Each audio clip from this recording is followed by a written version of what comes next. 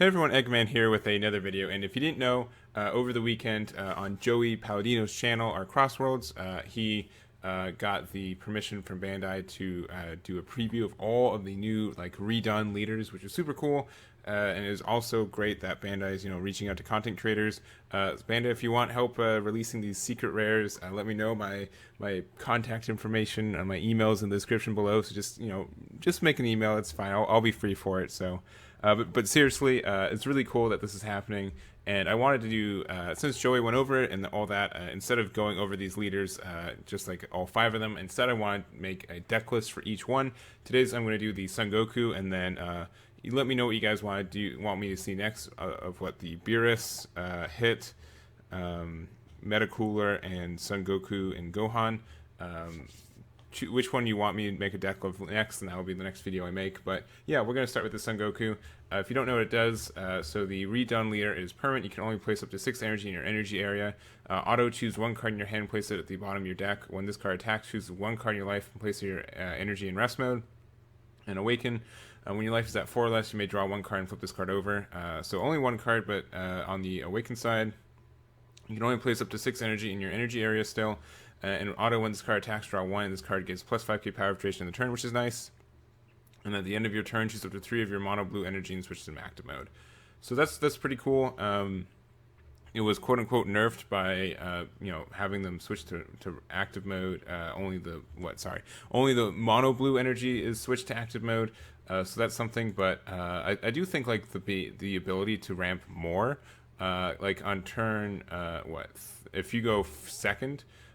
You go from 2 energy to 4 energy, and I also like that it's based on when this card attacks as well. And so I think this is balanced enough. Obviously, this can be really susceptible to hand destruction, but there's that. And so with all that, I decided to make this deck. And it's based off the Invoker. The big thing you want to do is you just want to get to turn 6 as soon as possible, get this Ultra Instinct Son Goku Energy Explosion out, which is a fantastic card. 35k Invoker, 6-drop, auto, choose 3 energy, choose 3 of your energy, place them in their owner's drop area. When you play this card from your hand, choose up to 3 cards in your drop area, negate their energy exhaust, and place them in your energy. And then auto, once per turn, when one of your card deals damage to your opponent, deal 1 additional damage to your opponent. So, a really nice card. You can play this on turn 6, and then you untap, you cycle 3 of your energy to make them red blue, and then after that, your Son Goku leader also untaps 3 if you're awakened. So that's really cool, and you get to play this, and then you have 6 energy open, and then you can just do a bunch of crazy stuff to your opponent. Really like that effect. I think it's cool. And so cards to get you there, pretty much what you want to do is just want to be really defensive until you have turn 6, and then go from there. So some cards to consider. We're running a lot of negates, and we're running red blue obviously because this needs 2 specific red, which isn't too hard, but that's just something to consider. But I don't know where to really start. You're playing a lot of extra cards. So 4 Dimension Magic, this is super helpful in Senzu Bean, especially since you're only doing mono blue. If we need for Invoker to have a red blue open, so having Dimension Magic and Senzu Bean both being able to kind of refresh your energy to make that red blue is very helpful. And then we also have, let's see. So we have this Frieza Undying Emperor. This card is fantastic. So it's a counterplay. If the battle card being played has an energy cost of 3 or less that is returned to the owner's hand instead of being played, then play this card. So it's like a smaller version of You're Wide Open, but it's on it's on a battle card instead of an extra card. I think this is great. I don't know if this one's better, which one you want to run more, either this or You're Wide Open, but both these, just being able to slow down your opponent's plays and go from there is nice. It does get around barrier, does not get around deflect, which is totally fine too, because not a lot of 2 and 3 drops, and even 4 drops have a lot of deflects, so being able to get around that's cool. And then also, let's see, we're using North Kai, keeping Watch, just because we need the draw way more than we do need the untap. I really like the cards over here are cards to consider. I did consider the Beerus Divine Obliterator, but just because this gets an untap for quote unquote free. But I think at that point we have enough of this energy untap with Dimension Magic and Senzu Bean that the card draw is more important. So for red blue extra cards, we are running 3 Instinctive Reprisal. This is great at just getting rid of your opponent's like this stops attacks for real, and it can also like blow up to 2 things as well. This, you choose 2 of your opponent's leader cards and or battle cards, so even like negging the leader card is great. So this can really just stop like 3 attacks for 2 energy. So very cost efficient there, or even just 1 energy if you have Invoker out. We also are running 4 tier these costs. This is just so we can cycle for free, or for 1 energy. It's just draw 2, and then if your opponent has 11 more cards in their hand, they go down to 10. But it's just like a 1 energy draw 2 or 2 energy draw 2, depending on your matchup there. Next up, we've got Barrier of Hope. This might be like a 4 of, but this is fantastic. So activate battle. You can from your hand you can play this, and it's just a 5k combo on if you want to combo with it. Active battle, but also active main. If your leader card is blue, choose up to 1 of your opponent's battle cards, ignoring barrier, return it to his owner's hand, then draw 2 cards. So this is great for just a tempo play, especially since we have like 3 energy open, like always. So we can play this Barrier of Hope, and then as long as we're awakened before we end our turn, we just get that energy back. So we just get 2 free card draw. So we go +1, and we get rid of 1 card on their board, ignoring barrier. And it's anything. It's not like a 3 or less. It's any card on their field. Ignoring barrier, we just return it to their hand and draw 2. So that's really nice, and helps us out there. Next up, we've got Bulma's Advice. This is also kind of like the same thing as Barrier of Hope. So it costs 3, but you draw 1, then you choose up to 1 of your leader cards, gets plus 5k until the end of your opponent's next turn. And this is fine because if our leader's awakened, we just use this, and then it becomes a 20k leader, and then we just we draw 1, and then all that 3 untaps as well. So I think both these cards are good. I'm not sure if you would just hard run Barrier of Hope more, or run Bulma's Advice more, or work on these ratios, but both these cards seem like tailor-made for this leader. Next up, we're running 3 of these Ultra Instinct Son Goku. You can maybe go down to 2, but we just have the energy open, and it's not a big deal to just use this to blow up any card on counterplay or counterattack. So just good card there, and like it. For our red, we're running 4 of these Unbreakable Super Saiyans and Gokus. This is just a free combo in a lot of ways, which is great. And also Topo, Righteous Aid. So it's a little sucky that we have to like neg 1, but we're gonna almost always have like a dead card in hand, so it's not going to be too difficult. Just more of a worry that we're not going to have any cards in hand, but this card's good in itself, being able to just stop attacks. And so if we're playing against a leader that's trying to swing a lot, Righteous Aid and Instinctive Reprisal are both very good cards for that. And then lastly, we've got Catastrophic Blow, just as a final, just like a win condition. Being able to just do 2 damage for nothing is great. Then we can, if we have more of these, we can. But just like our win condition, and seems pretty good. So additional cards in this deck. So this is the infinite, the campaign's rare kind of thing. So if all our energy is blue, if we use this card, we get a 15k combo, and then if if it's your turn, you draw 1, and if it's your opponent's turn, you just untap 1 energy. So I think this card could actually be in the main as well. It just seems like made for this deck. You just have to make sure you don't charge a red card. So if you use your leader's ability and you hit Unbreakable or Topo, you can't use Kamehameha for its additional stuff, which kind of sucks, but you can later fix it with the 6-drop. Next up, Heavy Kick Krillin. So if your leader card is blue and you have a multicolored card and energy, this becomes a 10k combo. So if you have like a bunch of big attacks on you, this could be really helpful there. Vegeta Energy Absorber. This card could be really good in this deck, honestly. Being able to just untap stuff once per turn and then get rewarded for it. And then we just have a bunch of cards that do that, and this could help kind of help you out when you're losing cards in hand. But this is also really exploitable and stuff too. So then super like it. Next up, we've got Android 18 Universe 7 United. I don't think this card's actually super good. I just thought it has recursion with drawing a card by paying 2 every turn, but I don't think it does enough, because you have to play the first card you draw costs 4, and then it's 2 afterwards.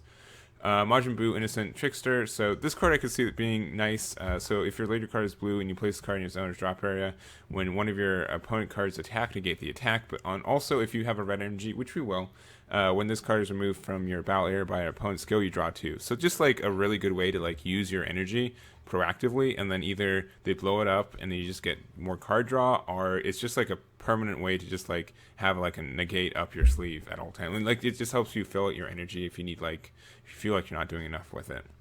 I didn't put combination attack in the main. This could probably fit in the main if you want it. It's fantastic just being able to blow something up in active battle. This may be something you just strictly want to put in there, but I didn't find enough room for it. I just felt like we had so many negates. I think Instinctive Reprisal is better than this card. I could be wrong, but this is definitely a card to consider. Even if it's just like paying this for 2 and then untapping 1 is totally fine in a lot of ways. So I think this could find some room, but I didn't put it in there. Time Patrol Trunks, this is a weird one, but if you look at like this Catastrophic Blow, you can send it from your drop area to warp. You can look at the top card from your deck, and if it's a multicolor extra card, you can put it in your hand. Otherwise, place it back on top of your deck. And so like you can use Time Patrol to kind of look at the card, like top 2, and then you can put, if one of them's a red blue extra card, you can make sure it stays on top and then use this effect. It's probably too cheesy, and you don't want to hit this with your leader, so I don't recommend it. Hercule and Majin Buu Forever, Friends Forever. This could be fantastic because you can one like as an arrival target. This is good. You have to combo a red card, which could be a little bit tricky since we don't have a lot of them. But yeah, when you play, you draw 1 card. You choose up to one of your opponent's battle cards, gets minus 10k power, and then you can choose one of your red or blue battle cards other than this card, return it to your hand. So that can be great for returning the topos back to your hand. It can be used to return Frieza and Dying Emperor, and can be used to return like Ultra Instinct back to your hand. All these great cards to return back to your hand, and just good stuff. Emperor's Death Beam. This could also be like another red green. Like I just like this deck was a little bit tight, and maybe if we want to take out Bulma's advice, this might be too cheesy, and you might want to just stack up on Barrier of Hope and have red green stuff from there, but. Yeah, so like active battle, choose up to one of your opponent's battle cards, ignoring Barrier, gets minus 30k power for duration of the turn.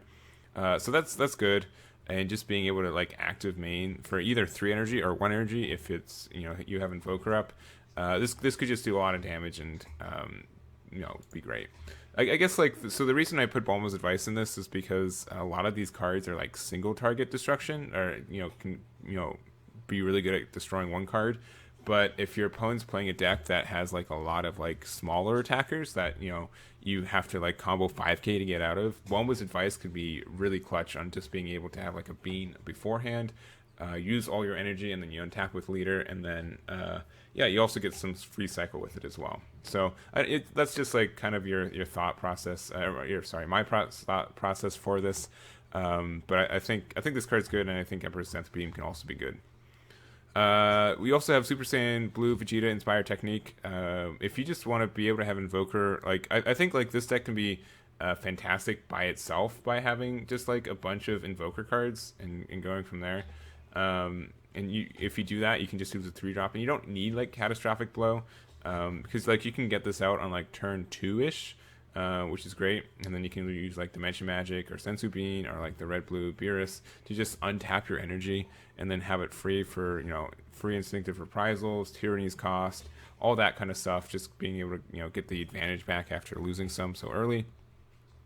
I feel like that's another version of this deck. I just want like a late game version.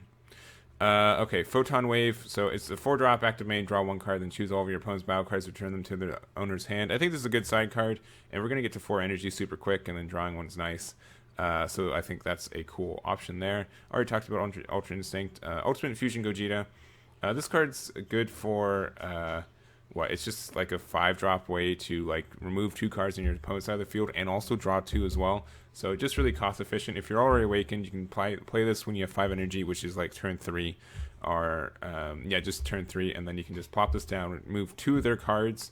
Assuming you have Sparking 5, that might be a little bit tricky to have in this deck, but the draw 2 is fantastic. And then lastly, Victory Strike. This could be like a flex card, but this is a 6-drop Goku Universe 7 card. So if you ramp up to this super quickly, you're gonna play it. You're gonna have 3 energy reopened.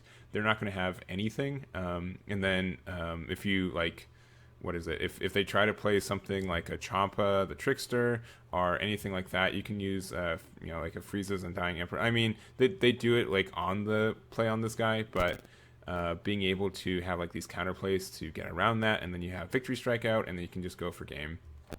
I think that has a lot of potential, especially since like you'll still have like 2 energy open, and so you won't have Invoker anymore, but then you can use like Sensu Beans, and then you can use like your Unbreakables, and you have some 10Ks. So I think that has some potential there.